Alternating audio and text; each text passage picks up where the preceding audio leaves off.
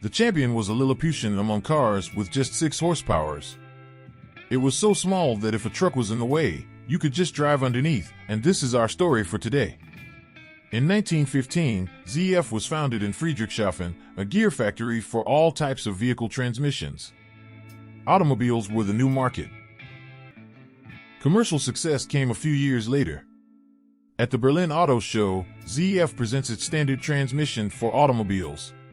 Steering systems are also part of the portfolio. ZF receives the manufacturing license for the Ross steering system. At the beginning of the 1930s, ZF profited from the automobile boom. With the outbreak of World War II, ZF produced almost exclusively for the defense industry. There was no open resistance to the Nazi regime. By the end of the war, over a third of the workforce consisted of forced laborers. After the war, reconstruction of the destroyed factories began. In 1946, gearbox manufacturer ZF presents the Champion, a very compact two-seater with a 200 cubic centimeters two-stroke engine from Triumph. A unique piece of automotive history in which the baton is taken over after a few years by Hermann Holbein Fahrzeugbau, who produces the model in a slightly modified form under the name Champion 1. The product range is being expanded. ZF is manufacturing a new series of driveline and steering technology for commercial vehicles and agricultural tractors. The Champion was the brainchild of Zahnradfabrik ZF, a gear factory in Friedrichshafen. Although ZF didn't want to manufacture the car themselves, a race car driver Hermann Holbein acquired the license. In 1949, Holbein, an engineer, began production in his parents' garage. He sourced parts from well-known companies like Bosch and Continental for things like generators and tires.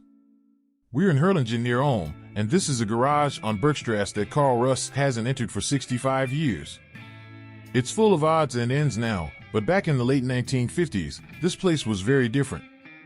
Over here, there used to be a workbench. And in that corner, a grinding stone for sharpening tools. They even had a place to wash up, though not with much in the way of luxuries.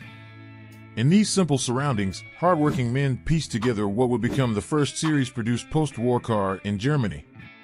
The Champion was a Lilliputian among cars. With just 6 horsepower, it could go over hills and valleys. It was so small that if a truck was in the way, you could just drive underneath it. And parking?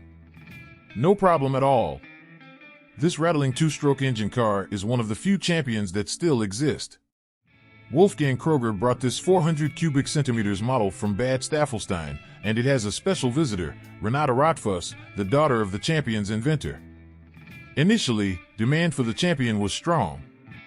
People with a Class 4 driver's license, which you could get without a test, were eager to buy one. In fact, Holbein even had to teach many of them how to drive. But the Champion adventure didn't last long for Holbein. It was over in just 2 years. Later, the Miko motorcycle factory from Pfeffingen tried their luck, but they gave up on the Champion in 1958. Her father wrote a letter to Miko warning them it wouldn't work, and he turned out to be right. The Champion became one of the biggest car flops, but it remains a beloved piece of history. ZF also went international in racing. In the 1960s, Lotus Formula One driver Jim Clark won 2 world championships with a ZF transmission. In 1965, ZF revolutionized automotive technology once again with the first automatic transmission for cars.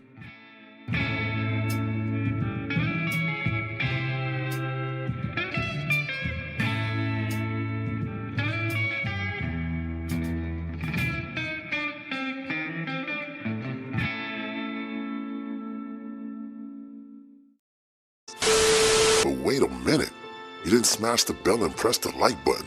Blasphemy. Thank you for your attention and have a nice day.